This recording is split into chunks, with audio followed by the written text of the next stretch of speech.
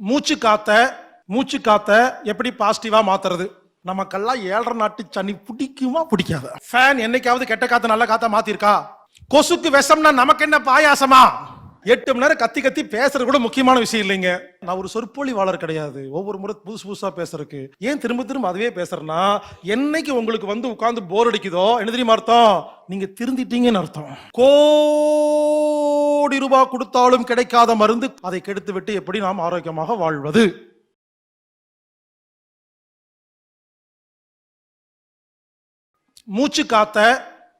மூச்சு காத்த எப்படி பாசிட்டிவா மாத்துறது? நாமெல்லாம் என்ன பண்றோம்? சாயந்தரம் ஒரு 6 மணி ஆனா போதும், ஜன்னல் கதவை எல்லாத்தையும் அடைச்சு கப்புன்னு கப்படிச்சு தூங்குறோமா இல்லையா? அது ஒன்னே போதும் நெகட்டிவா வாழ்றதுக்கு. எல்லாரும் யோசிங்க, நைட்டு பெட்ரூம்ல எல்லாத்தையும் அடைச்சிட்டு படுக்கிறீங்க இல்லையா? கொசுக்கு பயந்து ஒரே காத்த 8 மணி நேரம் சுவாசிக்கிறேங்க. உடம்புக்கு எவ்வளவு பெரிய வியாதி தெரியுமா? இப்ப நான் கேட்கிறேன், மூக்குள்ளே எவ்வளவு காத்து உள்ள போகுது ஒரு நிமிஷத்துக்கு? 8 லிட்டருங்க. 8 லிட்டர் உள்ள போகுதா? 8 லிட்டர் வெளியே வருதா? போகும்போது எப்படி போகுது? ஆக்சிஜன். வரும்போது கார்பன் டை ஆக்சைடு. நல்லது கெட்டது, பிராணன் இல்ல, நல்லது அதாவது சத்து செத்து. எல்லாரும் கவனிங்க, 8 மணி நேரம் அடைச்சு படுக்கிறீங்க இல்லையா? இதனால என்ன பாதிப்பு வருது இருக்கா தெரியுமா? முதல் அரை மணி நேரம் மட்டும்தான் நாம நல்ல காத்த சுவாசிக்கிறோம். அப்ப ஒவ்வொரு செல்லுக்கும் ஒவ்வொரு வினாடி ஆக்சிஜன் தேவைப்படுதா, காத்து தேவைப்படுதா? அப்ப 8 மணி நேரத்துல முதல் அரை மணி நேரம் மட்டுமே நல்ல காத்த கொடுத்திருக்கிறீர்கள். அதுக்கப்புறமா ஒரு 7.5 மணி நேரமா நாம உருவாக்கின குப்பை காத்துலயே படுத்திருந்தா நமக்கெல்லாம் 7.5 நாட்டு சனி பிடிக்குமா பிடிக்காது? யோசிங்க. சில பேர் சொல்றாங்க, நான் தான் ஃபேன் போட்டுக்கிறேன்னு, உனக்கு என்ன அப்படின்னு. ஹலோ, ஃபேன் என்னைக்காவது கெட்ட காத்த நல்ல காத்தா மாத்திருக்கா? ஃபேனுக்கு ஆக்சிஜன் சப்ளை பண்ண தெரியுமா? எங்க ஃபேன் என்னங்க பண்ணும்? இருக்கும் கெட்ட காற்றை சுற்றி கொடுக்கும். இங்க பாருங்க, ஃபேன் என்பது ஏர் சர்க்குலேஷன் அல்ல, ஏர் ரொட்டேஷன். இருக்கும் காத்தை சுத்தி கொடுத்தா சுத்துறதுங்க, வெளிக்காத்து உள்ள வந்தாதான் சர்க்குலேஷன். நான் பேசுறது சர்க்குலேஷன், நீங்க செய்யறது ரொட்டேஷன். ஏங்க புரிஞ்சுதா இல்லைங்களா? அடைச்ச ரூம்ல படுத்தா ஒவ்வொரு செல்லு தன்னைத்தானே எப்படி குணப்படுத்தும்? நம்ம உடம்புக்கு தன்னைத்தானே குணப்படுத்தும் சக்தி இருக்குதுங்க. காத்து குறைபாடு. ஏங்க அடைச்ச ரூம்ல படுத்தா நல்லா இருக்க மாட்டோம்னு புரியுதா இல்லைங்களா? அடைச்ச ரூம்ல இருந்தா நல்லா இருக்க மாட்டோம்னு தெரியுது. சில பேர் அடைச்சு மட்டுமா படுக்கிறீங்க, உள்ள கொசுவத்தி வேற பத்த வச்சு படுக்கிறீங்க, நல்லா இருப்பீங்க. கொசு சின்ன கொசு அன்னைக்கே செத்துருது. நாமெல்லாம் கொஞ்சம் பெரிய கொசு, கொஞ்சம் லேட் ஆகும். எங்க யோசிங்க, கொசுவத்திலிருந்து வரும் வாசம் கொசுக்கு விஷம் தானே? கொசுக்கு விஷம்னா நமக்கு என்ன பாயாசமா? நமக்கு விஷம்தே. என்ன தில் இருந்தா 8 மணி நேரம் கொசுவத்தியில வந்து படுத்துட்டு உடம்பு குணமே ஆகல. அக்குபஞ்சர் போனேன், என்னமோ பண்றாரு, காசை வாங்கிக்கிறாரு, யோகா போனேன், அது பண்ண இது பண்ண, எதுவுமே சரியில்லை. அவ்வளோ நீங்க தான் சரியில்லை. மருத்துவரை குறை சொல்லாதீர்கள். உங்க உடம்புக்கு தேவையான காத்து கிடைக்கல, அதான் வியாதி. இனிமேல் கொசுவத்தியெல்லாம் பத்த வைக்காதீங்க, கடிச்சு சாப்பிட்டு படுத்துருங்க. ரெண்டும் ஒரே எஃபெக்ட் தான். இந்த ஃபிளக்ல மாட்டுறீங்களா, லிக்விட் ரிஃப்லண்ட் மாட்டாதீங்க, எடுத்து குடிச்சிட்டே படுத்துருங்க. எங்க சேம் எஃபெக்ட்டுங்க. யோசிச்சு பாருங்க, எந்த மருத்துவராவது, எந்த சுகாதாரத்துறையாவது, ஏதாவது நல்ல உள்ளங்கள் யாராவது டிவியில பேப்பர்ல வந்து இதெல்லாம் சொல்றாங்களா? யோசிங்க. நான் ஒன்றும் பெருசால ஒன்றும் சொல்லிங்க, சின்ன விஷயம் தாங்க. ஏங்க இங்க பாருங்க, கொசுவத்தி பயன்படுத்த கூடாது at any cost, no excuse, no argument, படாது. ரெண்டாவது, காத்தோட்டமான இடத்துல தான் படுக்கணும். இங்க பாருங்க, காத்தோட்டம்னா ஃபேன் போட்டுக்கிறது இல்ல, ஜன்னலை திறந்து வச்சு படுக்கணும். புது காத்து உள்ள வரணும், பழைய காத்து வெளியே போகணும். அதுக்கு என்ன பண்ணணும்? ஜன்னலை திறந்து வச்சு படுக்கணும். உடனே எல்லாத்துக்கும் ஒரு சந்தேகம், தம்பி ஜன்னலை திறந்து வச்சு படுத்தா கொசு வந்து புடுங்குது தானே பிரச்சனை.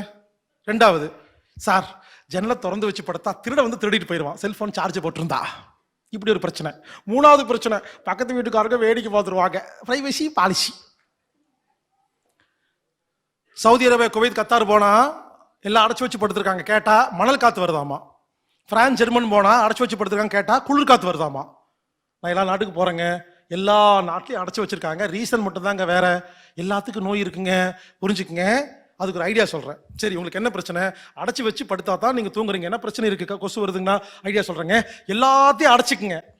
ஓகே, எல்லாத்தையும் அடைச்சிட்டு சிம்பிளா ஒண்ணு பண்ணுங்க, செவுத்துல மேல வட்டமா சின்னதா ஒரு ஓட்டையை போடுங்க. ஒரு சின்ன ஒரு ஃபேன் மாட்டுங்க, எக்ஸாஸ்ட் ஃபேன் சொல்றாங்க இல்லையா, மாட்டிருங்க. நேர் ஆப்போசிட்ல வட்டமா ஒரு ஓட்டையை போட்டு ஒரு கொசு வலையை மாட்டிருங்க. இப்போ என்ன பண்ணுங்க, எல்லா ஜன்னலுக்கு ஏதோ அடைச்சி வச்சிருங்க. சரிங்களா? இப்போ ஒன்று பண்ணுங்க, இந்த ஃபேனை தட்டி விடுங்க. இந்த ஃபேன் என்ன பண்ணும், அறையில் உள்ள கெட்ட காற்றை வெளியே தள்ளுமா? அப்ப அறையில் வேக்கம் கிரியேட் ஆகுமா? வெற்றிடம். அப்ப இந்த ஓட்டையில கொசுவலை மாட்டி வச்சிருக்கீங்களா? அப்ப இந்த ஓட்டையில ஃபேனே இல்லாம காத்து ஆட்டோமேட்டிக்கா உள்ள வருமா? இதாங்க காற்றின் தத்துவம். அதாவது பெட்ரூம்ல இனிமேல் என்ன பண்ணுங்க, எல்லாத்தையும் அடைச்சிட்டு ஒரு ஓட்டை ஒரு ஃபேனு, ஒரு ஓட்டை ஒரு கொசுவலை மாட்டி ஒரு நாள் நைட்டு படுத்து பாருங்க. உங்க உடம்பு இருக்கு இல்லையா, ஆஹா ஆஹா 45 வருஷம் ஆச்சு, 45 வருஷம் ஆச்சு இந்த மாதிரி காத்த ஆச்சு, ஆஹா அருமை சொல்லி இழுத்து எல்லா செல்லுக்கு கொடுத்து, எல்லா செல்லுக்கு எல்லா வியாதி குணமாகுமா இல்லையா? சக்தி கிடைக்குமா இல்லையா? தெம்பு வருமா இல்லையா? புத்தி வேலை செய்யுமா இல்லையா? ஆரோக்கியம் கிடைக்குமா இல்லையா? இது கோடி ரூபாய் கொடுத்தாலும் கிடைக்காத மருந்து காற்று. அதை கெடுத்து விட்டு எப்படி நாம் ஆரோக்கியமாக வாழ்வது? ஏங்க சிம்பிளா சொல்றேங்க. நானு இங்க பாருங்க, காலையில 9:30 மணிக்கு மைக் பிடிச்சனா இல்லையா, இன்னைக்கு 6 மணி வரைக்கும் இதே மாதிரிதான் கத்துன்னு கத்தி பேசிட்டு இருப்பேங்க. யாராவது சொற்பொழிவாளர்கள், பேச்சாளர்கள் 1 மணி நேரம் பேசி பாருங்க, மயக்க போட்டுருவீங்க. அப்போ நான் ஒரு நாளைக்கு இன்னைக்கு மட்டும் இல்லைங்க, 8 வருஷமா டெய்லி 8 மணி நேரம் பேசுறேங்க. ஒரு நாளா 2 நாளா என்னை பத்தி சில பேருக்கு தெரியும், சில பேர் நான் பார்த்துருப்பீங்க. 8 வருஷமா பேசிட்டு இருப்பேன். எப்போ ஒல்லியா அழகா சவப்பா இருக்கும் போது ஆரம்பிச்சு இப்போ வரைக்கும் நான் பேசிட்டு இருக்கிறேன். அப்போ என்னால எப்படி 8 மணி நேரம் பேச முடியுதுன்னா, என் கூட வந்து பாருங்க, நான் பெரிய மூச்சு பயிற்சியெல்லாம் ஒன்றும் பண்றது இல்லைங்க. இரவு படுக்கும் பொழுது அந்த அறையில் காத்தோட்டத்தை ஒழுங்கு செஞ்சு நான் என்ன பண்ணுவேன், திறந்து வச்சு செக் பண்ணி படுத்துக்குவேன். இல்லையா ஒரு கொசுவலை வச்சிருப்பேன் பேக்ல. எந்த ஊர் எந்த நாட்டுக்கு போனாலும் ஜன்னல் கதவை திறந்துட்டு 4 பக்கம் கயிறை கட்டி கொசுவலுக்குள்ள போய் படுத்துக்குவேன். இப்போ கொசு வரும் ஆனா கடிக்காது. ஒன்று ஜன்னலுக்கு கொசு வலை போடுங்க, இல்ல கொசுல வாங்கி கொடு. ஆக என்ன சொல்றேன்னா, இங்க பாருங்க, ரீசன்லாம் சொல்லாதீங்க. இரவு தூங்கும் பொழுது உங்கள் மூக்கு நல்ல காத்தை மட்டுமே சுவாசித்தால் அனைத்து வியாதிகளும் குணமாகுது. இதுக்கு என்ன காசு பணம் செலவில்லை, சிம்பிள் ஐடியா, ஃபாலோ பண்ண முடியுமா இல்லையா? இவ்வளவுதாங்க விஷயம். ஏங்க 8 மணி நேரம் கத்தி கத்தி பேசுறது கூட முக்கியமான விஷயம் இல்லைங்க. ஒரே டைலாக 8 வருஷமா புதுசா பேசுற மாதிரியே பேசணும். இதே டைலாகத்தான் 8 வருஷம் முன்னால முதல்ல சென்னைக்கு வரும்போது இதே தான் பேசுறேன். நான் ஒன்றும் மாத்தி எல்லாம் ஒன்றும் பேசுறதில்ல. புரிஞ்சுக்குங்க, நான் ஒரு சொற்பொழிவாளர் கிடையாது. ஒவ்வொரு முறை புதுசா பேசுறதுக்கு நான் சிகிச்சையாளர். ஏன் திரும்ப திரும்ப அதுவே பேசுறேன்னா, என்னைக்கு உங்களுக்கு வந்து உட்கார்ந்து போர் அடிக்குதோ என்ன தெரியுமா அர்த்தம், நீங்க திருந்திட்டீங்கன்னு அர்த்தம். எப்ப நான் பேசும்போது இன்ட்ரெஸ்டிங்கா இருக்கும், இன்னும் திருந்தலன்னு அர்த்தம். நம்ம முழுசா மாறிட்டோம். நான் போர் அடிக்குங்க, புதுசா விஷயத்தை தேடுவேங்க. ஏன் திரும்ப திரும்ப அதுவே பிடிக்குதுன்னா மாற முடியல. கொஞ்சம் கொஞ்சமா மாறினாலதான் மீண்டும் உட்காந்து கேட்டுருக்கோம். ப்ளீஸ் ஒன்னே ஒன்று சொல்றேன், காத்தை மட்டும் ஒழுங்கு பண்ணுங்களேன், எல்லாமே ஒழுங்காயிருங்க. காற்று மருந்து. அடுத்தது, பெட்ஷீட்டை தலையோட போத்தி படுத்து தூங்க கூடாது. சில பேர் இருப்பாங்க, பெட்ஷீட்டை நைட்டு தூங்கும் பொழுது அப்படியே தலையோட போத்திடுவாங்க. யோசிச்சு பாருங்க என்ன கொடுமை. எங்க அடைச்ச ரூம்ல படுத்தாவே நல்லா இருக்க மாட்டோம்னு சொல்றேனே, பெட்ஷீட் தலையோட போத்துனா உள்ள இருக்கிற காத்து எவ்வளவு நேரத்துக்கு இருக்கும்? 10 செகண்ட்ல தீந்துருமா? ஒரே காத்து நைட்டு ஃபுல்லா இத்தினூண்டு காத்து, உடம்புல நோய் வருமா இல்லையா? அதாவது பரவாயில்ல, அடைச்சு வச்சு படுத்தா பரவாயில்ல, போத்திட்டு படுத்தா அவ்வளவு மோசங்க. அதாவது பரவாயில்ல, பெட்ஷீட் தலையோட போத்திட்டு படுக்கிறீங்களே, ஒரு வேளை நைட்டு உங்க அந்த போத்தி படுக்கிற அந்த இதுல சில பல சம்பவம் நடந்துருச்சுன்னு வச்சுங்களேன், அந்த வாசம் கடைசி வரைக்கும் உள்ளே இருக்குமா? யோசிச்சு பாருங்க, எவ்வளவு கொடுமை. இங்க பாருங்க, அடுத்தது குப்புறப்பட்டு தூங்கக்கூடாது. குப்புறப்படுத்து யாரெல்லாம் தூங்குறீங்களோ லங்ஸ் வேலை செய்யாதுங்க. பல பேத்துக்கு தோல்வியாதி, ஆஸ்மா, வீசிங் ஏன் தெரியுமா வருது? தோல்வியாதி எல்லாம் குப்புறப்பட்டு தூங்குறீங்க. குப்புறப்பட்டு தூங்கும் பொழுது லங்ஸ் எவ்வளவு காத்து இழுக்கணுமோ அதுல 20% தான் இழுக்கும். மல்லாக்க படு தூங்கி பாருங்க, நிறைய காத்து உள்ள போகுங்க.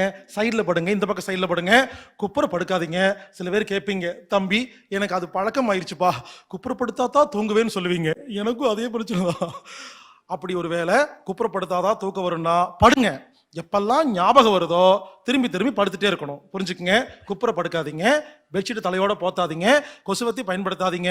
காத்தோட்டமான இடத்துல படுத்து பாருங்க. ஒன்னு சொல்லட்டுங்களா, பல பேர் என்கிட்ட கேட்குறாங்க, டெய்லி மூச்சு பயிற்சி பண்றேன் தம்பி, டெய்லி யோகா பண்றேன் தம்பி, ஆனா எல்லா வியாதி இருக்குன்னா இரவு முழுவதும் கொசுவத்தியில் படுத்து விட்டு காலையில 10 நிமிஷம் போய் அப்படின்னு மூச்சு பயிற்சி பண்ணிட்டு நானும் பண்றேன்னு சொன்னா குணமாகாது. மூச்சு பயிற்சி செய்வதை விட நல்ல காத்தில் வாழ்வதே சிறந்தது. அப்ப யோசிச்சு பாருங்க, மூச்சு பயிற்சியும் செஞ்சுட்டு நல்ல காத்துலயும் படுத்தா எப்படி இருப்போம்? இங்க பாருங்க, யூரோப் நாட்டுக்கெல்லாம் போய் பாருங்க, பிரான்ஸ், ஜெர்மனி, இங்கிலாந்து, இத்தாலியில எல்லாம் அங்கெல்லாம் டெம்பரேச்சர் எவ்வளவு தெரியுமா? -10 டிகிரிங்க, -5 டிகிரிங்க, பனி பொழியுங்க. அந்த எந்த ஊர்லயும் யாருமே ஜன்னலை முழுசாக மூட மாட்டார்கள். எல்லா ஜன்னலிலும் மேல ஒரு கட்டமா ஒண்ணு தெரியும், எட்டி பார்த்தா வெளியே காத்து தெரியும். எல்லா ஊர்லயும் பனி பொழிகிற நாடுகள்லயே ஜன்னல்ல லைனா ஓட்ட விட்டுருப்பாங்க. நான் போய் கேட்டேன், இதெல்லாம் அடைச்சிட்டா சூடா இருக்கலாமல்ல? உள்ள ஹீட்டர் வச்சிருக்காங்கங்க. குளிர் வருதுன்னு சொல்லி உள்ள ஹீட்டர் வச்சுக்கிட்டு ஜன்னலை கொஞ்சமாக திறந்து வைத்திருக்கிறார்கள். ஏனென்று கேட்டதுக்கு சொன்னார்கள், வெளிக்காத்து உள்ள வராமல் நாங்கள் எப்படி உயிரோடு வாழ்வது என்று கேட்டார்கள். சரியான அறிவு. புரிந்து கொள்ளுங்கள், நம்ம நாட்டில் தான் எல்லாத்தையும் அடைச்சு வச்சிருக்கோம். அதாவது பரவாயில்ல, இங்கிருந்து பிரான்ஸ், ஜெர்மன் போறவங்க பெரிய புத்திசாலி மாதிரி அவங்க வீடெல்லாம் போய் பார்த்தேன், அந்த ஓட்டையை ஸ்டிக்கர் வச்சு அடைச்சிருக்குதுங்க நம்ம ஆளுக்கு.